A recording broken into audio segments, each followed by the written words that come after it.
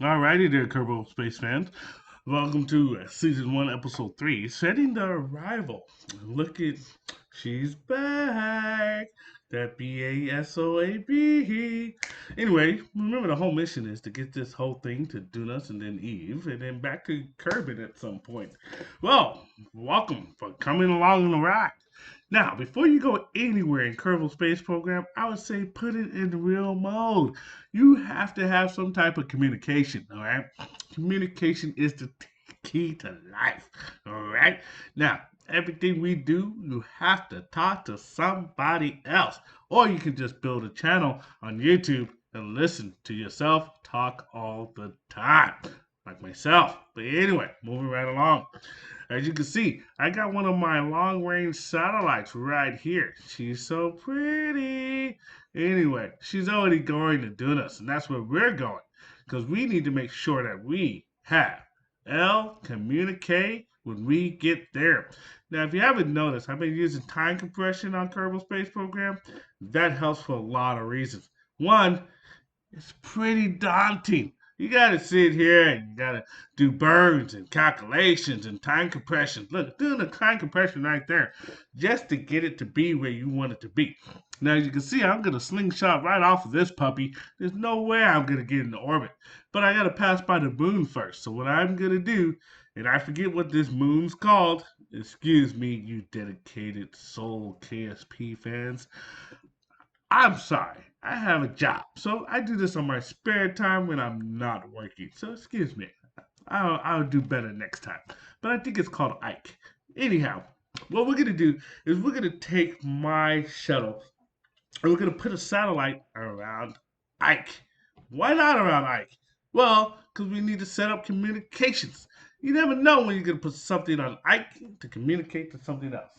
So we're going to set up here on Ike.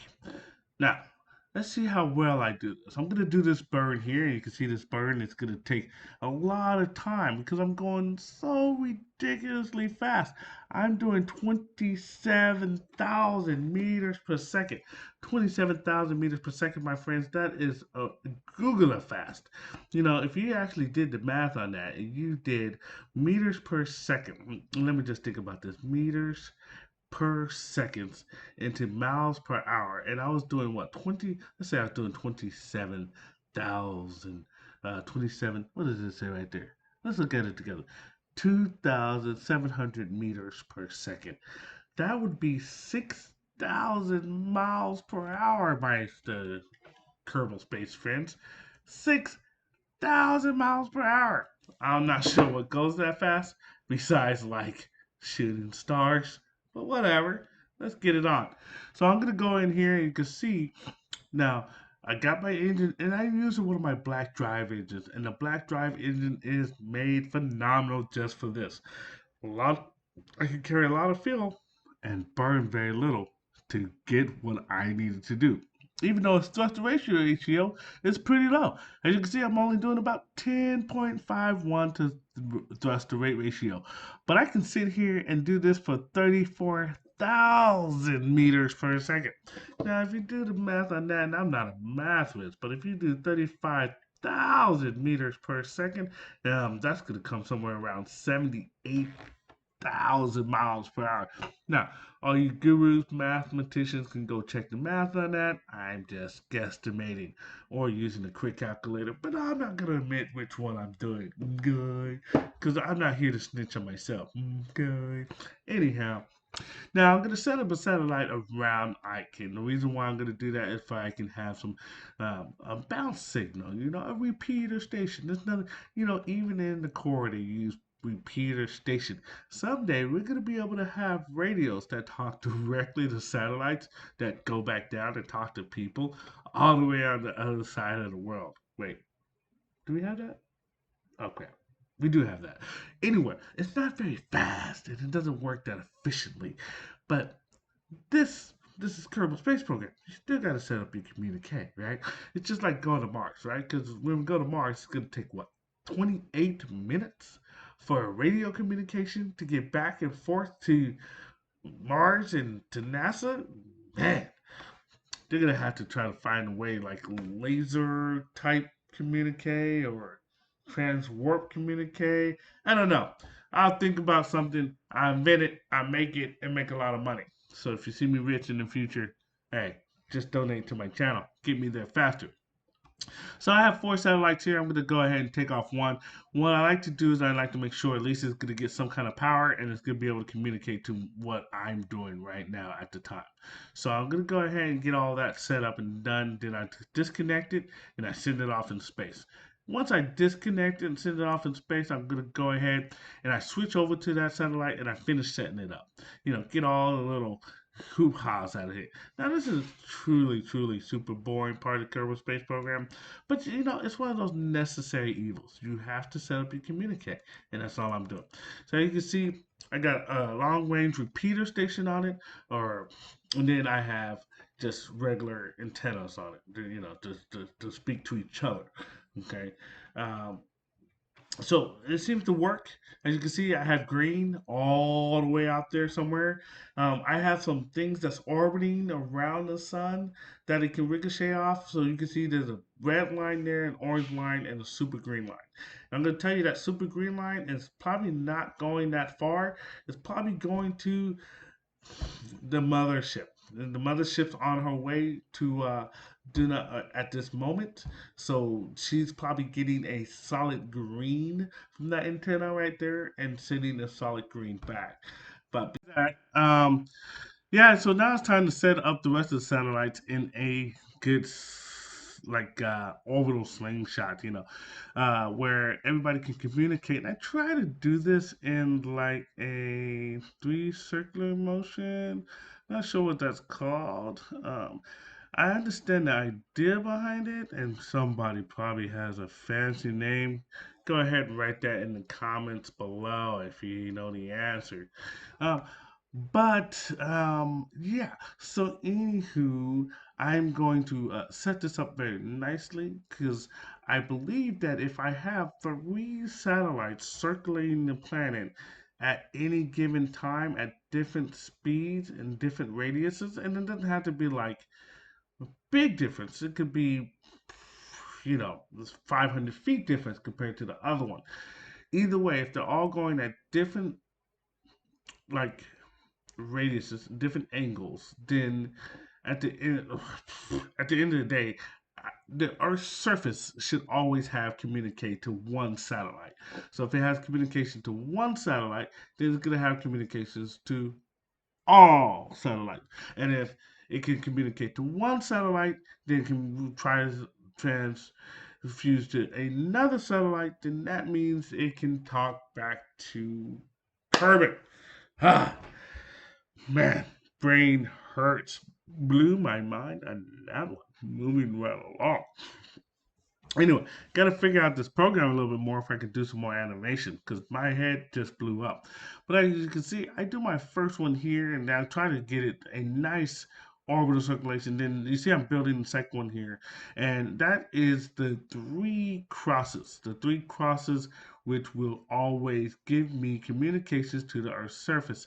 I read in a book somewhere that this is actually called something, but it behooves me of what it's called. So I'm not going to act like I know what it's called. I'm just going to say this is what D does to make sure he can communicate. Okay? Because my Kerbals need to communicate. Now, move right along. So yeah, this is super boring. I understand it's really dry to watch some of these things. It's just to give you a basic idea. And I'm using the real mode, which I actually have to have if I land an unmanned craft, which I'm about to do, on this planet. If it doesn't talk to the satellite, it won't send data back to Kerbin. And the thing is, all satellites work in a line of sight, which, wow, Mr. D Man, we're not that retard. We understand how satellites work. They work like radio waves, okay? If you can't see it, you can't talk to it. Well, that's the basic principle here. If you can see it, you can talk to it. If you can't see it, you can't talk to it, okay? So one day we're gonna come up with something a lot better, okay? Especially over the Atlantic Ocean. But anyway, Radio waves work just as well here in Kerbin. So, but here, thank God they tell you that you have communication. So I'm going to go ahead and build this real quickly.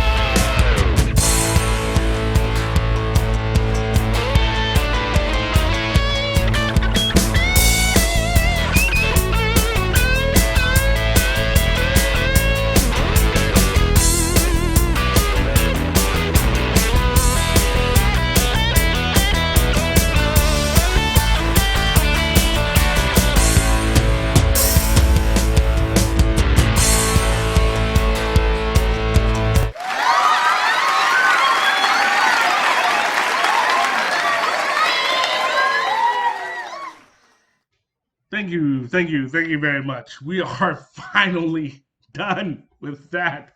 The pain, the agony. All right. So as you can see, this is why we don't do this live, ladies and gentlemen. Because if we did this live, we would be here all night long. Wait. I was here all night long. Whatever. Anyway, that's enough puns for today. So it looks like I have my three rings of communique. And that's how I roll. So now I've rolled ahead. I set this up as a satellite that's gonna go down and it's gonna give me some ground information, which is great. You know, Duna is a very thin atmosphere, kind of like Mars. Not very dense in a way, and the gravity is very light too, kind of like Mars. I think it's point. I want to say Mars is 0.8%, like 80% of Earth's gravity.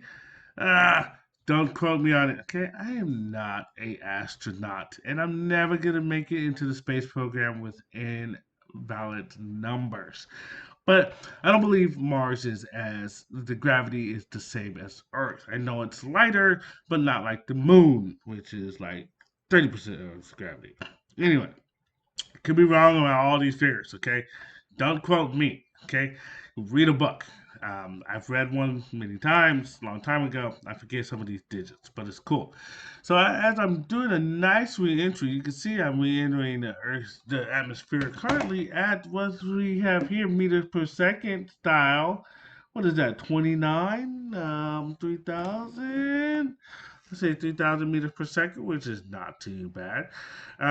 Like I said, it's a very thin atmosphere, so it should not cause us too many problems. You know, 6,700 miles per hour works for everybody. Now, as you can see, I get it down to a nice 400 meters per second.